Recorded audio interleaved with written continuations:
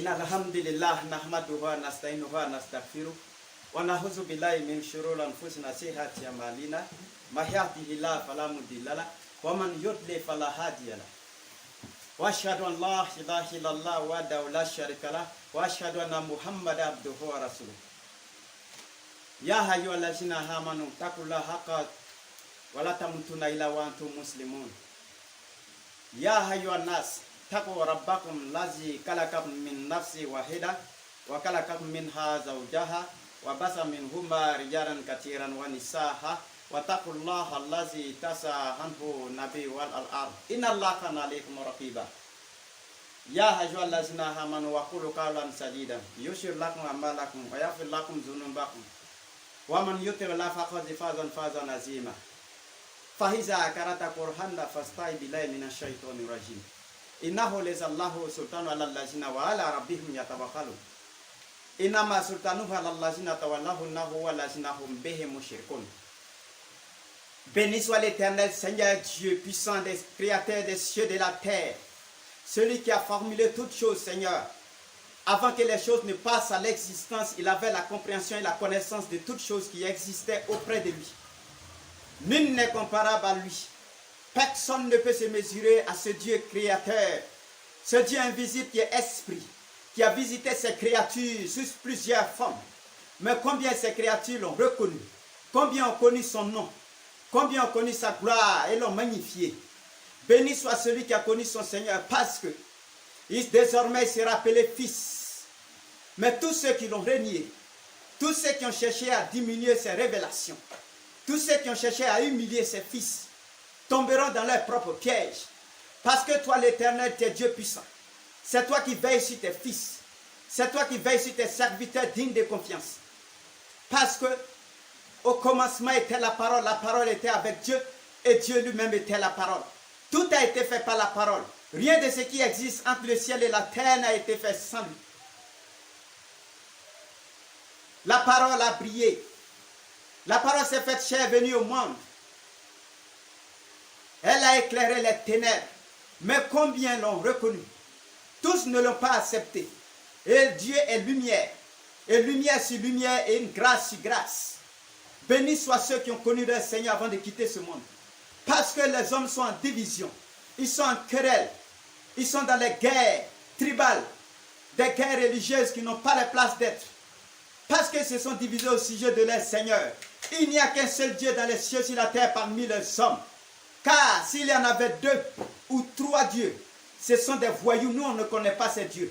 Mais nous savons qu'il y a un seul Dieu unique qui a créé tout ce qui existe sur la terre. Et chacun de nous retournera auprès de ce Seigneur. C'est pourquoi je vous dis merci et je dis merci à ce Seigneur. Bénis soient ceux qui ont répondu à son appel. Nous l'avons invoqué. Nous avons crié son nom. Nous l'avons honoré. Mais à lui maintenant de nous honorer. À lui maintenant d'élever ceux qui ont cru. Ceux qui se sont attachés à lui. Car ceux-là seront les gagnants. Comme Surat Bakara l'a si bien dit. Voilà les gagnants. Voilà ceux qui entreront dans le royaume des cieux. Préparés depuis longtemps pour eux. C'est pourquoi aujourd'hui, nous allons partir avec l'explication de la sourate Fatiha, que bon nombre de personnes ont tenté d'expliquer durant des années, plus de 1000 ans. Mais ils ont eu quel résultat? Quelle était la conclusion de leurs efforts? Est-ce pour unir ou bien pour diviser? Est-ce pour ramener les gens à Dieu ou pour éloigner les gens du Seigneur? C'est pourquoi on va partir. On n'a pas assez de temps. On va vérifier cela avec le Coran et la Bible. Sourate Fatiha, chapitre 1. Le chapitre 1 de cette sourate, qui va nous conduire à cette lecture. On va lire, et c'est cette sourate-là qu'on a lue, qu'on dit Bismillahirrahmanirrahim, Alhamdulillahi Rabbil Alamin, Ar-Rahmanirrahim, Maliki Yawmiddin, Iyyaka na'budu wa iyyaka nasta'in, Ihdina siratal mustaqim, Siratal ladzina an'amta alayhim, ghayril maghdubi alayhim waladdallin. Voilà la forme arabe. Maintenant, comme nous sommes dans un pays francophone, et Dieu qui a créé les cieux et la terre comprend toutes les langues, il n'y a pas une seule langue que le Seigneur ne comprend pas. L'arabe, la langue arabe n'est pas au-dessus de la langue hébreu. La langue hébreu n'est pas au-dessus de la langue baoulée. La langue baoulée n'est pas au-dessus de la langue française. La langue française n'est pas au-dessus de la langue abé. La langue abé aussi n'est pas au-dessus de la langue burkinabé. Toutes les langues sont au même pied d'égalité. Parce que le Seigneur sait ce qu'il a créé. Il sait ce qu'il a fait. En divisant les gens, ou en divisant les descendants depuis Noé, par la langue. Parce qu'à travers la langue, on se reconnaît en tribu. C'est pourquoi il a dit dans le Coran, je vous ai créé, et la différence de vos langues, vos idiomes, sont un signe pour moi. Vos couleurs sont aussi un signe. Désormais, tous ceux qui adresseront leur prière à Dieu, par l'entremise de leur langue, ou en français, en récitant la forme de cette sourate-là en français, ce Dieu-là, il comprend ça. Ce Allah-là, il comprend. Si quelqu'un vous dit qu'il ne comprend pas, c'est qu'en réalité, il veut faire de Dieu un ignorant. Mais il ne peut pas transformer Dieu. L'Éternel est au-dessus de tout défi. Et il a dit toujours, le message doit passer. C'est pourquoi on va commenter ce verset-là le plus vite possible. Qu'est-ce que le premier verset nous dit? Sourate Fatiha. Sourate Fatiha. Verset 1. Le verset 1 de la sourate Fatiha nous dit quoi? Au nom d'Allah. D'abord au nom de Dieu. C'est ça qui est au nom d'Allah. Allah veut dire Dieu. Voilà, dans toute langue, Baoulé appelle ce même Allah là, il appelle Nyemie. D'autres l'appellent Lagos, d'autres l'appellent God en anglais, d'autres l'appellent God en allemand, et d'autres sous d'autres formes, Dieu en français. Et arabe dit Allah, c'est la même chose. Mais attention, on dit qu'on doit prier au nom de Dieu. Hein? Donc Dieu, c'est un titre, le plus grand titre. Dieu, dans l'ensemble. Maintenant, on doit prier au nom de ce Dieu. Mais ce Dieu, il a fait connaître son nom dans les Écritures passées. Son nom, ce n'est pas Allah. Il a un nom. Mais on viendra. On continue. Le tout miséricordieux. Le très miséricordieux. Virgule, il te dit, faites tout au nom de Dieu, le tout miséricordieux et le très miséricordieux. C'est-à-dire, celui-même qui pourvoit aux besoins de tous les mécréants et les croyants sur cette terre. Parce que si vous avez tout bien remarqué, ce n'est pas seulement les enfants des croyants qui réussissent, mais les enfants même des féticheurs réussissent. Ils sont même premiers de classe. Souvent même, quand ils travaillent, et puis le fils du serviteur de Dieu, il n'a pas travaillé. Pourquoi? Parce qu'il est le tout miséricordieux. C'est lui qui a créé le mécréant et le croyant. Et c'est lui qui a fait que le croyant est croyant. Sinon, personne ne peut croire si ce n'est la volonté de Dieu. Ce n'est pas possible. Mais le très miséricordieux, cela est réservé à tous ceux qui croiront en lui. Ceux de ses fils, ceux de ses serviteurs dignes qui l'ont reconnu. Voilà. C'est ceux-là qui auront une très miséricordieux de la part de ce Dieu-là, au jour de la résurrection. Mais les mécréants n'auront jamais rien. Ils vont en enfer avec leur père qui est le diable. Ensuite, louange à Dieu, Seigneur des univers. Louange à Dieu, Seigneur de l'univers ou des univers ou des mondes. Ce Seigneur-là, on doit le louer. Parce que louer le Seigneur, c'est le magnifier, c'est l'élever, proclamer sa grandeur, son nom. Et dire qu'il est au-dessus de toutes choses. Si tu dois me dire merci, c'est lui. On ne remercie pas un autre Dieu que Allah. On ne remercie pas un autre Dieu que le Seigneur Jésus. On ne remercie pas un autre Dieu que ce Créateur qui s'est révélé à chaque nation sous des différentes formes. Ensuite, le tout miséricordieux, le très miséricordieux. c'est ce que j'avais déjà expliqué en haut. C'est la même signification. Le tout miséricordieux, il accorde sa grâce à tout le monde, et le très miséricordieux seulement réservé aux croyants au jour de la résurrection. Oui. Roi du jour de la rétribution. Roi du jour du jugement. Quand on dit rétribution en français, c'est-à-dire ce jour-là, on va vous partager vos... Quand un monsieur vous engage, il dit venez travailler dans ma société, et qu'il vous engage un groupe de 10 personnes ou bien 15 personnes, le soir il dit passez au bureau, c'est là on va donner la rétribution à chacun. Ceux qui ont travaillé auront leur salaire, ceux qui n'ont pas travaillé n'auront rien. C'est ça qu'on dit, roi du jour du jugement. Parce qu'il n'y a pas un autre roi que lui. Pourquoi? Parce que c'est lui qui a créé tout ce qui est sur terre et dans les cieux. Et tous iront vers ce Dieu unique. Donc, malheur à tous ceux qui disent, vous les chrétiens et nous les musulmans, on n'a pas le même Dieu. Déjà dans sa tête, il veut dire qu'il y en a deux. Ce dernier-là, c'est un fou. Oui. Parce que quand on va pousser les réflexions, tu vas voir, il va dire, non, c'est Dieu qui nous a créés, nous tous. Ah, donc il n'y a pas deux. Vous voyez? Faites attention à vos langages. Dieu ne prend pas plaisir à ça. Ensuite, c'est toi que nous adorons et de toi que nous implorons le secours. Merci. Ce Dieu dit,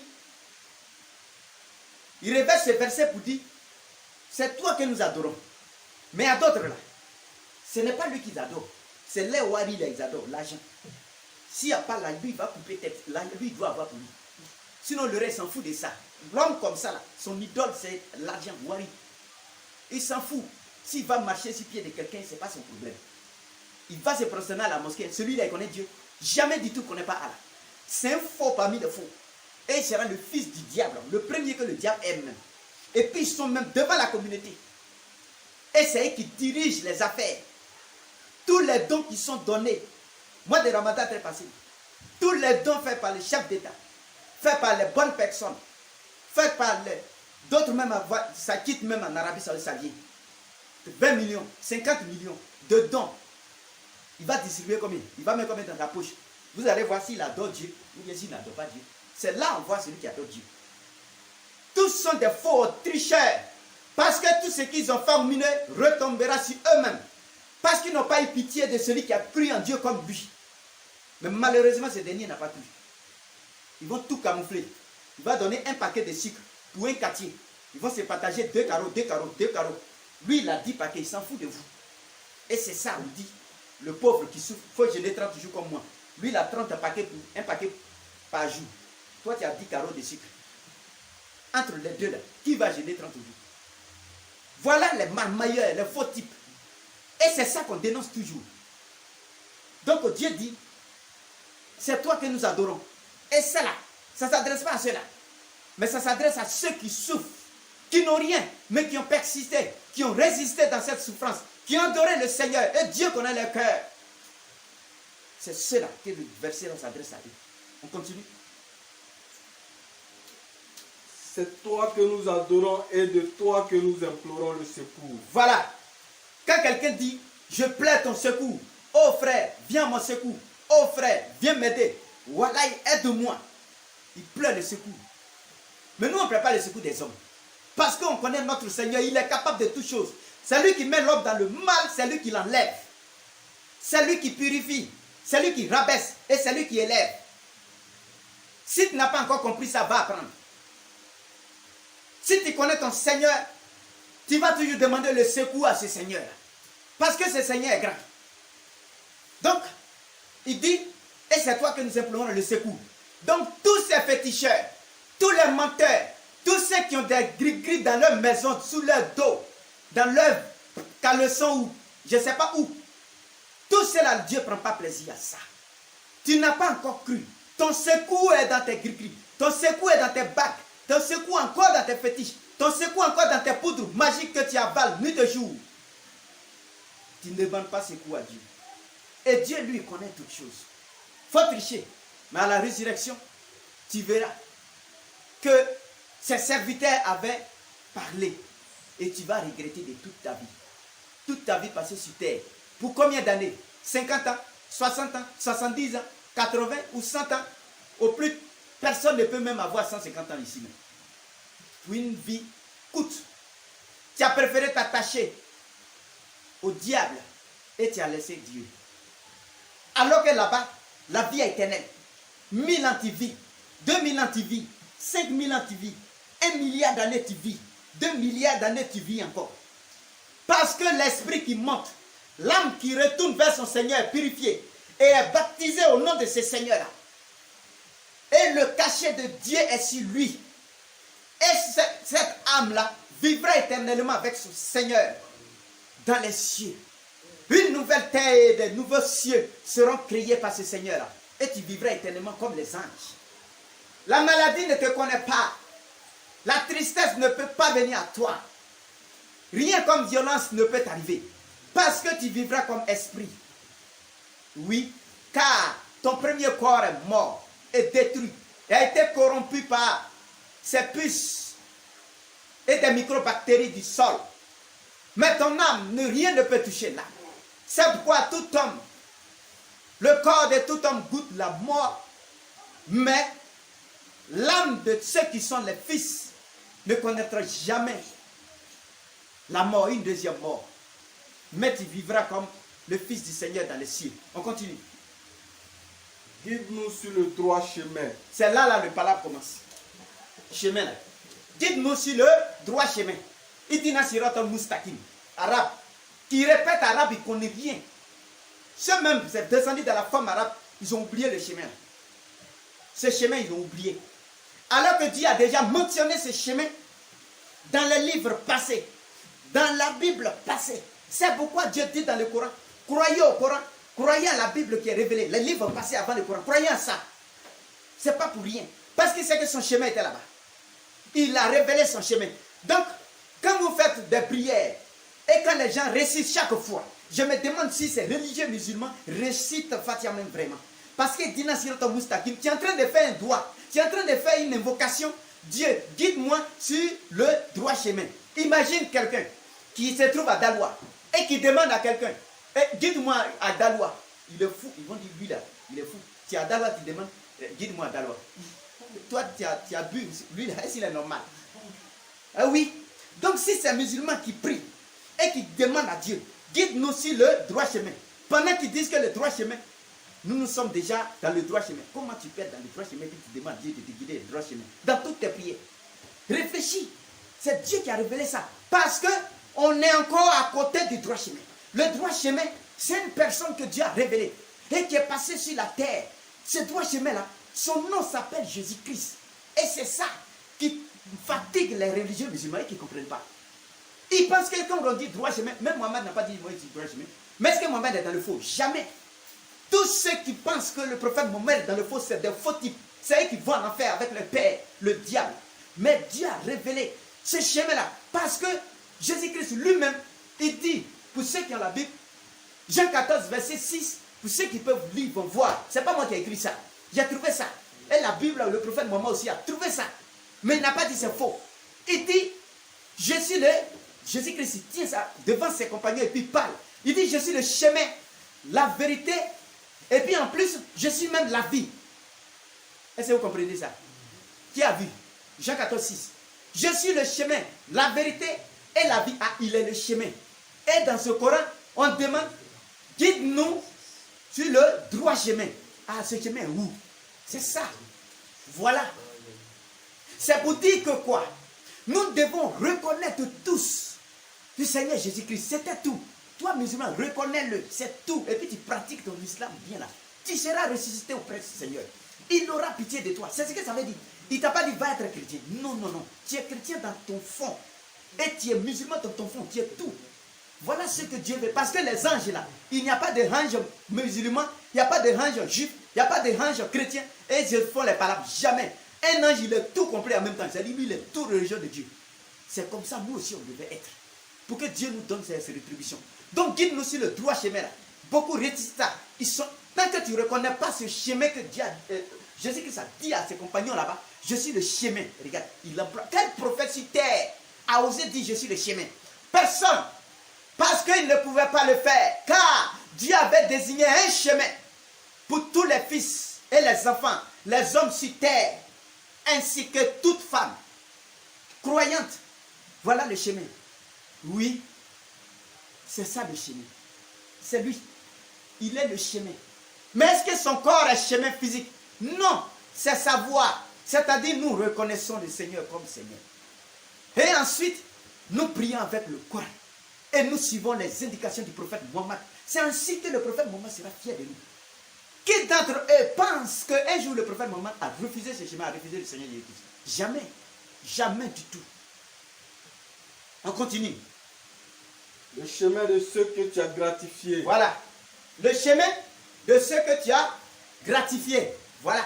Dieu même dit dans cette sourate Fatiha là, le chemin de ceux que tu as gratifiés. Que quand on regarde, parce que la sourate Fatiha, comprenez, ce n'est pas la toute première sourate qui a été révélée au prophète Mohammed. Non. C'est la 5e position. La sourate Fatiha en 5e position. Après d'autres sourates. Ikra, Bismi Rabbika Allazi Khalaq. Lis au nom de ton Seigneur qui a créé l'homme d'une adhérence. C'est ça qui est le premier verset qui est écrit. Première sourate, le premier verset qui est descendu. Fatiha là, c'est 5e position. Et Dieu dit, le chemin, quel chemin? Le chemin de ceux que tu as gratifiés. Qui sont ceux que Dieu a gratifiés? Où sont-ils? C'est les croyants, bien sûr, oui. Mais ils sont où? On va maintenant justifier ça là. Ceux qui sont sous la grâce, c'est qui? Donc le musulman demande à Dieu de faire en sorte qu'ils soient comme ceux qui sont sous la grâce. Et ceux qui sont gratifiés, c'est les chrétiens. Voilà, c'est cela. Parce que l'arrivée, comme le Seigneur Jésus lui-même il a si bien dit dans la Bible, il dit, la loi et les prophètes ont subsisté, ont existé jusqu'à Jean-Baptiste. Vous voyez? Jusqu'à Jean-Baptiste. Mais lui là, il envoie la grâce maintenant. C'est fini. La loi n'a plus trop de pouvoir. C'est ça qu'on appelle la charia. Ça n'a plus trop de pouvoir. Mais on regarde, on l'observe comme ça. Mais la loi n'a plus trop de pouvoir sur les croyants. Jamais. C'est-à-dire, quand tu es croyant et que tu es baptisé à son nom, que tu crois véritablement au Coran et à la Bible, que tu es baptisé, tout ce que tu vas faire, ça dit que tu as volé. Mais si tu voles là-bas même là, c'est la loi des hommes là qui a te condamné. Quand ils vont te, d'abord avant d'arriver au commissariat, parce qu'ils vont te fabriquer en route même là. Va voler au marché. Si tu as attrapé. Sinon, vol que tu as fait au marché là, ça ne t'envoie pas à l'enfer. Jamais du tout. Parce que tu es baptisé au nom de son fils. Oui, ça ne t'envoie pas à l'enfer. Mais ça diminue tes grades auprès de ceux qui vont entrer au paradis. Parce que le paradis est différents degrés. Ceux qui n'arrivaient pas à observer toute la loi qui transgressait, ceux-là, ils seront dans les... c'est comme quelqu'un à l'école et qu'un élève a bien étudié, il a plus.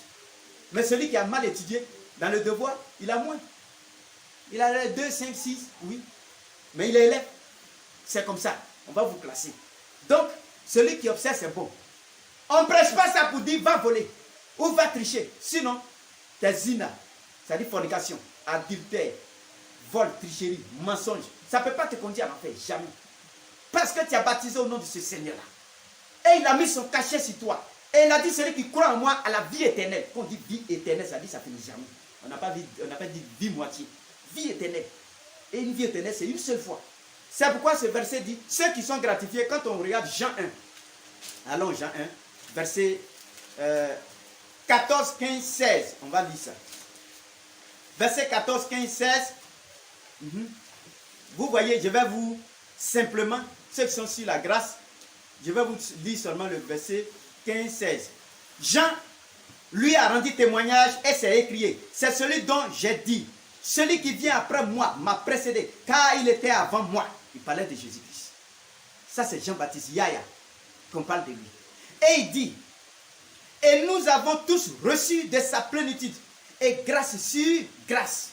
Vous voyez, grâce sur grâce. Ça, c'est ce que nous avons reçu du Seigneur Jésus-Christ. Grâce sur grâce.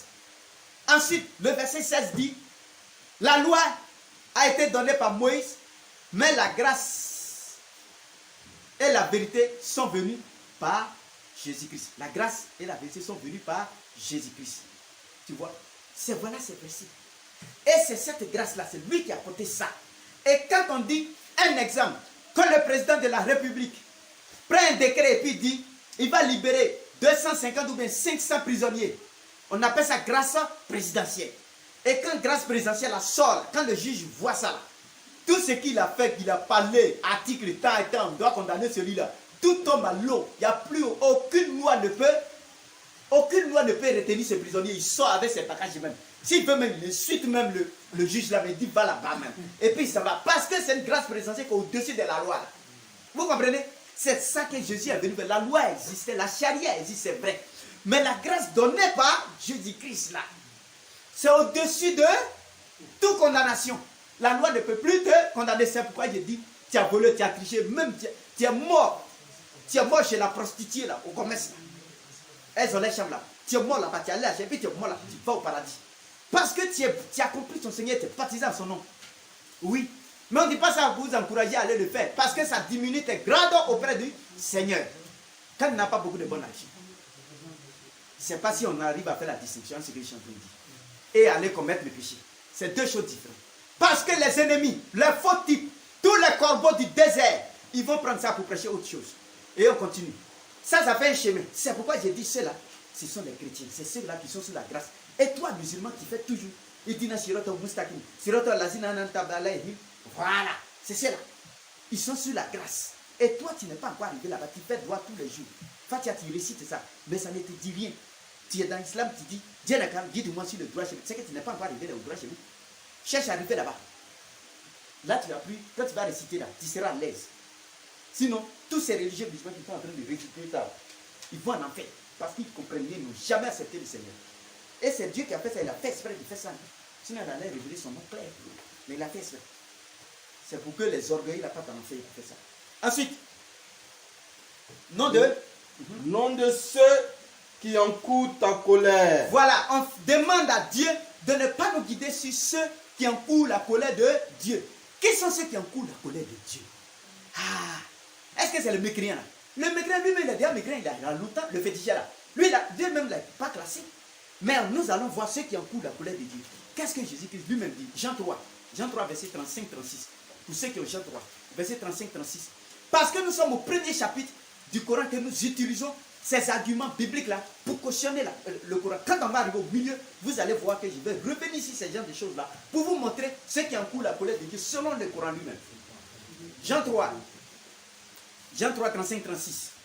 Je vais vous lire ça vite. 35-36. Vous voyez, regarde ce que le Seigneur Jésus lui-même, il est devant les gens. Et puis Seigneur, ce que le Jésus va dire lui-même de sa bouche.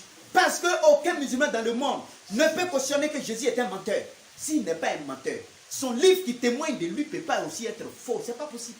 C'est pas possible. Si c'est faux, demandez à ces gens-là d'aller nous trouver le vrai témoignage. Et puis on va respirer. Mais comme ils ne pourront pas trouver, c'est ce qui est là. Et nous sommes croyants, on croit à ces deux livres. Sans ça là, on ne peut pas parvenir au paradis. Sans ça là, on ne pourra jamais regarder les chrétiens comme nos frères. Alors qu'ils sont nos frères. Nous sommes tous sur la même voie vers le Seigneur. Et il dit, voilà ce que le Seigneur Jésus-Christ dit. Le Père aime le Fils. Ah, il parle de Père. Qui est Père? Ceux qui disent que Dieu n'a pas engendré. La mienne dit de Walam Yulad, Walam Ya. C'est pas faux. Il n'y a pas de faux dans le Coran. Nous, on sait ça. Il n'y a pas de faux. Ce verset est juste. Mais pourquoi Jésus dit ici, le Père aime le Fils? Qui est Père? Qui est Fils? C'est lui qui parle qu'il est Fils. Parce qu'il est vivant, on peut le toucher. Voilà, donc lui, il est Fils. Fils veut dire mon petit. Voilà. Il est petit que le Père, Dieu, Allah puissant, le créateur des cieux et de la terre. Ensuite, mais ce que vous ne connaissez pas, c'est que le Père est dans le Fils. Et le Fils est dans le Père. Les deux forment un. Donc il continue, il dit, et il a remis toutes choses entre les mains du Fils. Oui, c'est-à-dire Dieu a donné, Dieu a donné toutes choses il a remis toutes choses entre les mains du Fils. Est-ce que vous comprenez? C'est pour toutes ces raisons, il dit, celui qui croit, voilà ce qu'il va dire. Jésus-Christ lui-même il dit, celui qui croit au Fils, hein? Donc Dieu a un Fils. Mais et la mis à l'île de Walam Moulada, on va mettre ça où? Ah oui, on va dire, c'est ça. Celui qui croit au Fils, c'est dans celui qui croit que Jésus est Fils. Il a la vie éternelle. Voilà lui-même, ça sort de sa bouche, c'est pas bon. Et il dit, celui qui ne croit pas au Fils, il ne verra point la vie. Voilà. Ça, c'est Jésus lui-même qui dit, il ne verra point la vie. Mais, il précise, hein, mais la colère de Dieu demeure sur, voilà cette colère. C'est ça qui est, nom de ceux qui encourent ta colère dans le Coran. Voilà ça. Et Jésus a dit, ceux qui ne croient pas au Fils, ils n'auront point de vie. Dans l'au-delà, là, au jour de là, ils n'auront point de vie. Mais la colère de Dieu demeure sur eux. Donc, dans cette sourate de Fatia là, nom de ceux qui encourent ta colère, tous ceux qui refusent Jésus-Christ, Fils du Seigneur, je ne sais pas quelle colère quoi. C'est-à-dire si Dieu pouvait punir les gens en même temps, personne n'allait exister parmi ces musulmans. Mais Dieu il a déjà dit dans le Coran, il ne punit pas un peu un homme dès que non. Il atteint un moment, son temps vient, il va l'attraper. On continue. Et c'est ça, la lecture. Ni de celui des égarés. Ni de celui des égarés. Voilà. Donc il y a trois catégories de personnes. Ceux qui sont gratifiés, ceux que Dieu a gratifiés sont une première catégorie de personnes. Non de ceux qui encourent ta colère, ceux qui refusent les versets bibliques et coraniques même de Dieu. Ça fait deuxième catégorie. Parce que c'est les encourent la colère de Dieu. Mais ni de celui des égarés. Ceux des égarés là, ils n'encourent pas la colère de Dieu. Mais ils sont déjà classés dans l'enfer. Mais ceux qui encourent la colère de Dieu, pourquoi ils encourent la colère de Dieu? Parce que ils se sont fait passer pour des musulmans bien, pour des chrétiens bons, pour des juifs bons. Mais en réalité, la Bible, ils refusent que Jésus soit le Fils. Il dit jamais. C'est-à-dire, ils sont au milieu de ceux qui disent sont croyants. Et puis, ils foutent la merde. Alors que le maître, lui, fait son fétiche là-bas. Lui déjà, même, il s'est déjà classé. Il dit, moi, je ne suis pas dans votre groupe. Donc, celui-là n'encourage pas. Puisqu'il ne parle pas contre Jésus, il ne parle pas contre eux. Donc, Dieu même sait qu'il est classé en fait. Mais ceux qui disent, nous sommes les croyants là.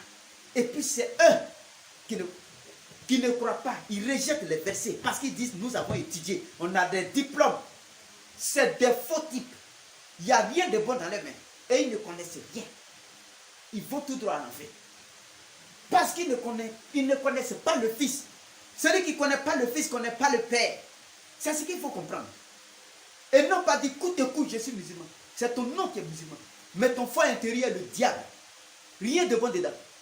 Et ça, ce commentaire-là, les gens qui encourent la colère, plus les égarés qui sont les mécréants.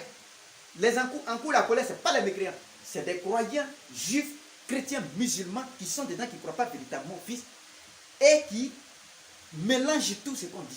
C'est ceux-là qui vont en enfer. Oui. Pourquoi